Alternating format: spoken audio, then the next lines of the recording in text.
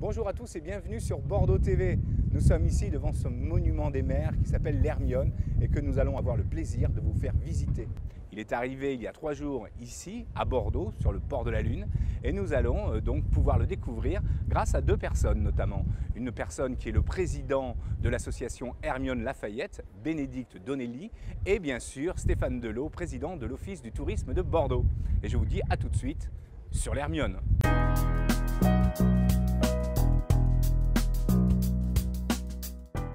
Bénédicte Donnelly, bonjour. Bonjour. Vous êtes le président de l'association Lafayette Hermione. Hermione Lafayette. Hermione Lafayette, pardon. Et Stéphane Delot, que l'on connaît bien ici à Bordeaux, président de l'Office du tourisme de Bordeaux. Merci d'être venu, de nous recevoir déjà ici. Sur le plateau, on a l'impression ici d'être dans un univers incroyable. Alors, est-ce que vous pouvez nous parler de l'histoire de l'Hermione?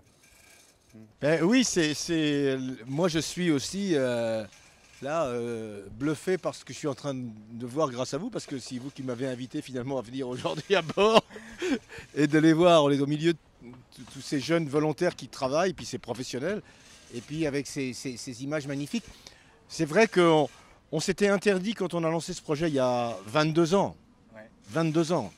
On s'était interdit de rêver au-delà de l'année qui venait. Donc on s'est jamais angoissé finalement de se dire est-ce qu'on va atteindre cet objectif, parce qu'on s'est dit on va procéder étape par étape. Donc on s'est lancé il y a 22 ans dans un projet qui était un projet profondément culturel. Je crois que c'est le message que j'aimerais faire passer. C'est un projet culturel d'abord. Sur le chantier, de le faire partager avec le public, faire partager ce que c'est que la reconstruction d'un navire du XVIIIe siècle, avec des métiers qu'il faut redécouvrir, qu'il faut même faire renaître en France, puisqu'on a fait renaître un certain nombre de métiers. Aujourd'hui, là, vous avez autour de nous, par exemple, des Suédois, des gréeurs suédois qui ont conçu, fabriqué ce gréement et qui vont vivre avec. C'est-à-dire que c'est eux qui le règlent tous les jours. Là, j'étais là ce matin quand Jens, le patron du gréement, donnait les consignes, parce que c'est un gréement authentique, un gréement en chanvre. Je crois que c'est presque unique au monde aujourd'hui d'avoir sur un voilier, parce que Dieu sait, Stéphane le dira mieux que moi, mais Bordeaux en a accueilli des bateaux. Mais des bateaux avec cette exigence d'authenticité historique, de reconstitution à l'identique, avec ce gréement en chanvre, qui est un gréement exigeant, parce qu'il faut en permanence le régler par rapport à l'acier du Belém, par exemple. Il faut tout le temps régler. Donc c'est pas pour le décor qui sont dans la mâture aujourd'hui, ils font des réglages permanents. Donc ce travail de reconstitution, on l'a voulu le faire devant le public. Ce qui a été extraordinaire, c'est qu'il a répondu présent. Mais pour nous, c'était, à la limite, qu'il y ait eu 2 personnes ou 4 millions, comme il y en a eu, c'était la même exigence de partage. Et aujourd'hui, sur ce bateau, cette navigation et le fait de venir à Bordeaux, enfin, moi je tenais à venir à Bordeaux pour la première escale, parce que j'étais extraordinairement frappé par ce qui a été fait ici. Et par la cohérence avec ce que nous, on faisait de notre côté. Donc c'était pas très loin.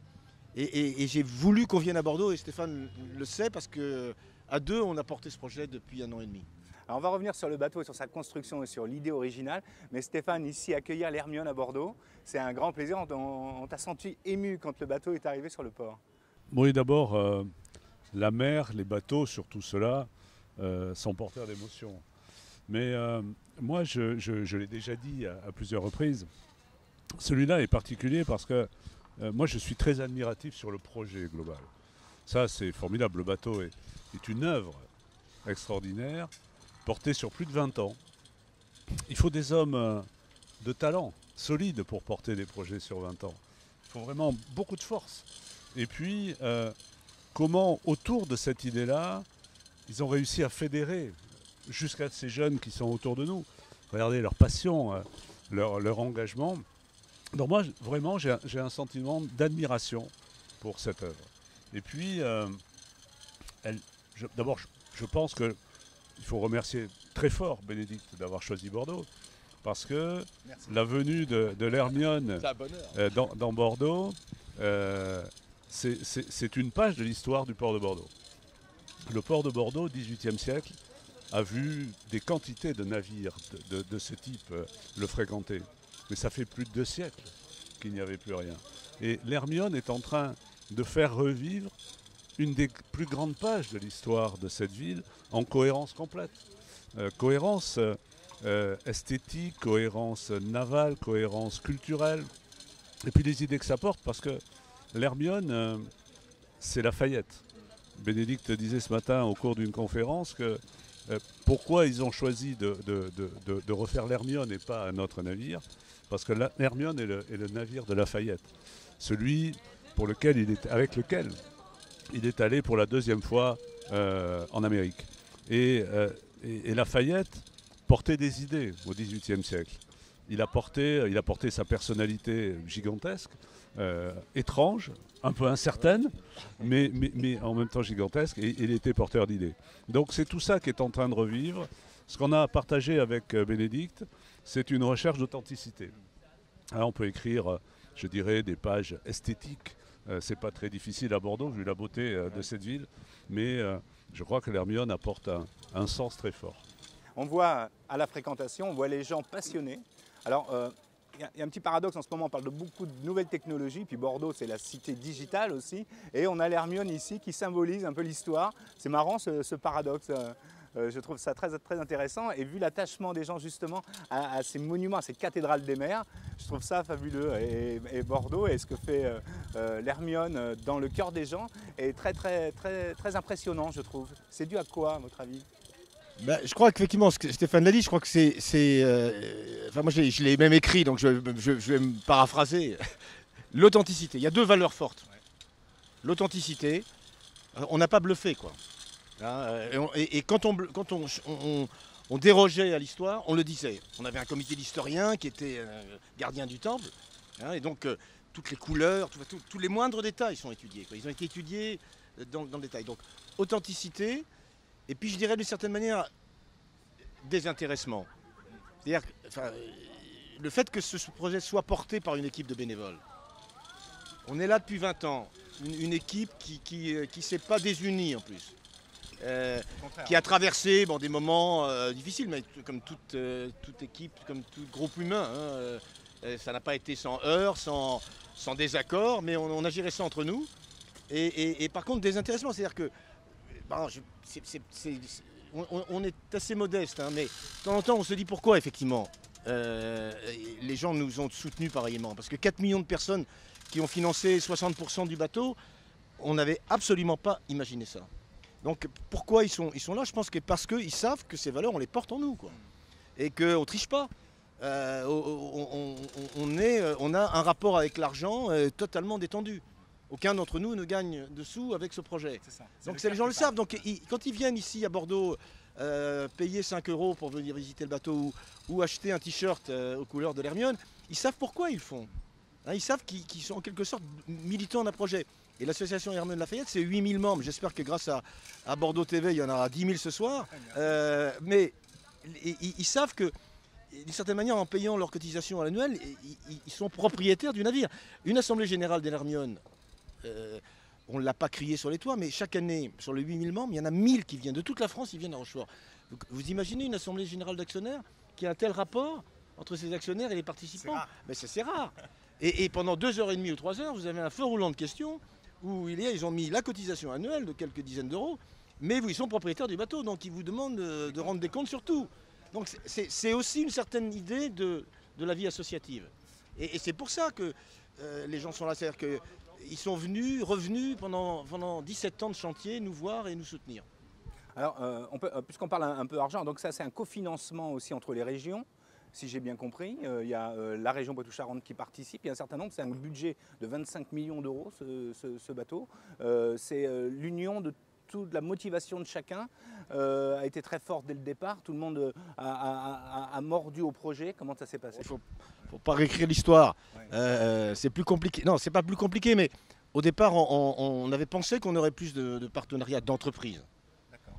Mais comme ça a duré si longtemps et qu'on était incapable de dire quand est-ce que ça se terminerait, quand vous allez voir des dirigeants d'entreprise, surtout dans la société où on vit aujourd'hui, où les gens veulent du retour sur investissement à très très court terme, des gens qui sont dans des projets à long terme et en plus avec une issue incertaine, il n'y en a pas beaucoup. Donc, et les collectivités locales, vous avez raison de le dire, elles ont financé un bon 30%. Mais je rappelle que c'est quand même l'autofinancement par le public, par les adhérents, etc., qui a financé l'essentiel. Et les collectivités locales ne nous ont jamais lâchés. C'est vrai qu'il y a eu un consensus rare, parce qu'on a eu beaucoup d'alternance à la région, au département, à la ville, pendant toutes ces 17 années ou 20 années. Mais que la force du projet, la force de la dynamique associative aussi, a emporté tout, quoi. Et puis c'est vrai qu'à un moment donné, on avait franchi le point de non-retour. Donc il fallait aller jusqu'au bout. Donc, et là, mais c'est bien. Par contre, c'est vrai que c'était pas évident de nous faire confiance il y a 17 ou 20 ans. Bien sûr. Se dire, parce que tous les projets en France qui avaient été lancés avaient avorté ou s'étaient cassé la figure. C'est-à-dire que nous, notre projet, il était de redonner une cathédrale à la ville arsenal de Rochefort, mais c'était aussi de redonner à la France, sans employer de grands mots, mais on en est quand même fiers, un élément d'un patrimoine maritime qui avait totalement disparu. La France a gardé ses cathédrales, elle n'a gardé aucun navire antérieur au XVIIIe siècle, alors que toutes les grandes nations occidentales les ont préservés ou les ont reconstitués. Donc on était en quelque sorte, nous, manchots, quelque part, dans notre patrimoine. Donc c'est aussi ça qu'on a voulu essayer de faire. Bon, on a réussi, d'autres se sont cassés la figure. Nous, on a réussi, mais on est fiers, d'une certaine manière, de permettre aux Bordelais, comme Stéphane l'a dit, de retrouver une histoire et redonner à la France aussi. Parce que c'est pas simplement tourner vers le passé, c'est son histoire d'aujourd'hui. Le maritime, c'est une histoire à vivre. Et on est fiers qu'à travers un bateau comme ça, la Marine nationale, les industriels de la mer nous soutiennent aujourd'hui. Des CNS, enfin les grands industriels, et la Marine qui nous a mobilisé 4 personnes sur les 18 permanents professionnels maritimes qui sont à bord. La Marine nous soutient parce qu'elle sait que elle gagnera aussi le cœur des gens grâce à nous. Alors on parlait de visiteurs sur Bordeaux, alors là on cartonne on peut dire, hein. On est combien de visiteurs, en tout cas de demandes et de réalisations en fait en finale? Écoutez, je ne sais pas, j'en sais rien. D'ailleurs, je pense que personne n'est capable de le dire. Ce que je sais, c'est qu'il y a une espèce d'effervescence autour de ce bateau. Il était tellement attendu, ça fait tellement longtemps qu'on parle de cette venue, puis ça fait tellement longtemps, comme l'a dit Bénédicte, que les gens vivent autour de ce projet extraordinaire, parce que beaucoup de Bordelais sont allés à Rochefort pour voir et suivre le chantier. Donc à un moment donné, certains ont pu se dire, mais bon, est-ce qu'un jour on le verra, ce bateau naviguer? Non seulement ils le voient naviguer, mais en plus ils l'ont vu venir chez eux, ici à Bordeaux.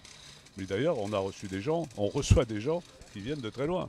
On a toute la journée des coups de téléphone de Toulouse, de Poitiers, de Lyon, de Paris, nous disant à quelle heure on peut le voir. On dit, bah, écoutez, j'en sais rien, vous le voyez quand vous voulez. De jour comme de nuit. Pour monter à bord, c'est un petit peu plus compliqué parce que ça fait bien longtemps que tous les accès ont été vendus. Maintenant, on va parler du futur. Alors, ce bateau repart lundi. Vers quelle destination il va aller? Là, il n'a pas de destination annoncée à l'avance. Il y a un programme théorique, mais le seul rendez-vous qu'on avait fixé dans ces 2 mois de parcours de tests, d'essais, d'entraînement, qui sont partis depuis le début septembre de Rochefort, et le bateau va revenir à Rochefort vers le début novembre, pour amariner l'équipage, pour connaître le bateau, pour le comprendre, pour le tester. Donc après, c'est entre l'Espagne, c'est le golfe de Gascogne, hein, entre Irlande, Espagne et Pointe-Finistère. Bon, il n'y a pas beaucoup d'endroits où on peut relâcher parce qu'on va faire des relèves d'équipage. C'est-à-dire que les volontaires font des relèves tous les 15 jours. Hein, donc on teste tout l'équipage, tous les volontaires qui vont naviguer l'année prochaine, on les fait tourner. Donc probablement le prochain transfert d'équipage relais, ce sera à Brest à la fin de la semaine prochaine. Alors les États-Unis, peut-être en parler, parce que c'est quand même l'objectif, la traversée, la grande traversée de Lafayette, hein, on va dire, c'est un peu reproduire son parcours. Et ça, c'est pour quand? Alors ça, c'est clair maintenant. On a calé les dates. On va partir vers la mi-avril, enfin à la mi-avril, je crois plus exactement le 18 et 19 avril, de l'estuaire de Charente. Et escale aux Canaries, mi-mai, et arrivée sur les côtes américaines début juin. Et une dizaine d'escales, je ne suis pas marseillais là, une dizaine d'escales, c'est déjà beaucoup. Préparées avec le même soin que celle de Bordeaux, c'est-à-dire avec un engagement avec les différents acteurs, parce que Stéphane ne l'a pas dit, mais il a réuni tous les acteurs d'une part les acteurs culturels, d'autre part les acteurs du monde nautique et maritime. Il m'a invité à venir, on a discuté avec eux. Je veux dire, on n'est pas venu à Bordeaux par hasard et on n'a pas cet écho et cette réponse du public bordelais par hasard. Hein, et on n'ira jamais nulle part par hasard. Ça, c'est très important pour nous, ça reste un projet culturel. Et si on n'est pas, si les municipalités, les acteurs locaux ne sont pas en symbiose avec notre projet, on n'y va pas. Et on a fait la même chose aux États-Unis. Il y a une dimension financière non négligeable, bien sûr, mais on a une espèce de cahier des charges. Aux États-Unis, on l'a plus rédigé qu'à Bordeaux, parce qu'à Bordeaux, on se connaît, on est tout proche. Aux États-Unis, c'est un peu différent. Mais les escales américaines ont toutes été sélectionnées pour la même cohérence historique. C'est-à-dire que c'est toutes des escales où soit l'Hermione, soit Lafayette sont venus, ou soit des moments forts de l'histoire de la guerre d'indépendance américaine. Donc c'est cette histoire-là, mais ce sont les Américains qui vont parler aux Américains. On a une structure américaine qu'on a initiée, qu'on a installée il y a plusieurs années. C'est eux qui pilotent. Et ils sont en train de faire un job formidable. Et puis on a le soutien de l'Association des grands voiliers américains. Donc on aura la parade des grands voiliers américains dans 3 ou 4 ports, et notamment New York. Une grande épopée. Pour Bordeaux, on va emmener du vin aussi là-bas. D'après ce que j'ai compris, une vente aux enchères, quelque chose comme ça. Tu peux nous en parler, Stéphane? Jefferson a aimé aussi les vins de Bordeaux. L'Union des grands crus classés en 1855 a offert au bateau ce matin la collection complète des grands crus classés en 1855, gravée au nom de l'Hermione Lafayette sur le millésime 2010, qui est un millésime exceptionnel. C'est un très beau cadeau pour tout amateur de vin, mais le fait que l'association vende ça aux enchères aux États-Unis en un seul lot, je veux dire, c'est unique au monde. Voilà, c'est unique au monde, et je pense que Bénédicte aura là quelques ressources complémentaires significatives. Jamais un lot pareil de vin sur le millésime 2010 évidemment n'a été réalisé. Et quand on sait l'importance de Lafayette pour les Américains dans l'histoire, aujourd'hui les Français ne savent pas très bien, ne connaissent pas très bien Lafayette, mais aux États-Unis, par rapport à l'indépendance et à l'idée de liberté, Lafayette est un personnage très important. Quand ils vont voir arriver, comme disait Bénédicte, cette cathédrale somptueuse, je pense que voilà, il faudra trouver les bons acheteurs là, hein, Bénédicte. Hein, il faut pas rater ce coup-là. Merci de nous avoir suivis sur Bordeaux TV, et je vous dis à bientôt, et puis bon vent. Merci. Au revoir Stéphane. Au revoir Ken. Au revoir Bénédicte. À bientôt. Merci de votre accueil.